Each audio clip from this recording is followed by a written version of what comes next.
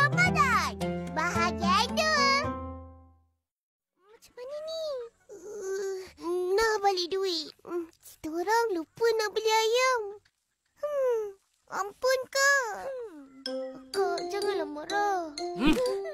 Kan bulan puasa. Betul-betul. Sabar je lah. Pergi mandi cepat. Cepat jalan. Tunggu apa lagi? Upin, Ipin!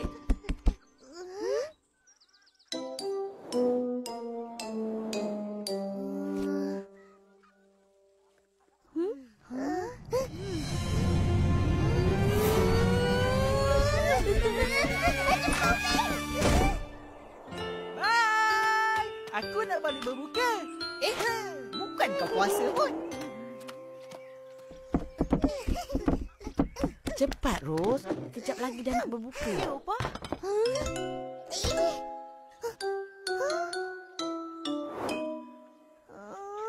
Ini je. Amboi.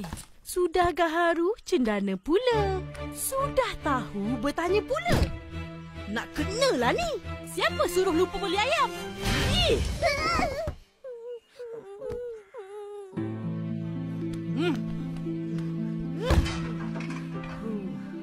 Upin, Ipin, suka puasa?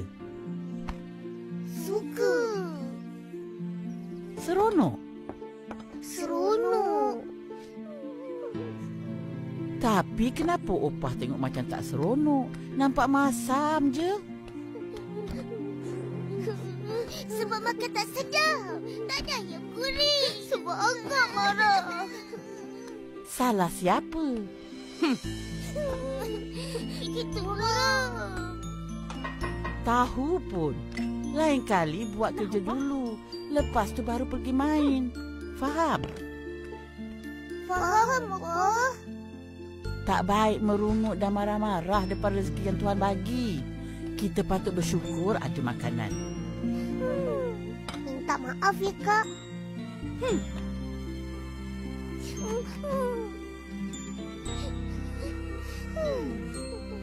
Yelah. Lain kali jangan buat lagi. Janji. Janji. Macam tulah.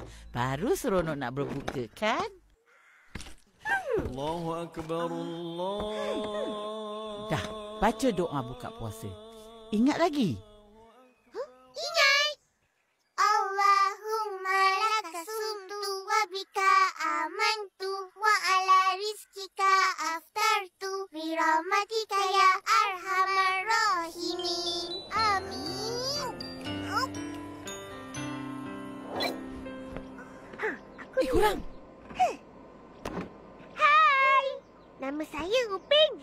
Ini adik saya, Ipin. Kami kembar. Betul. Ipin lambat 5 minit je.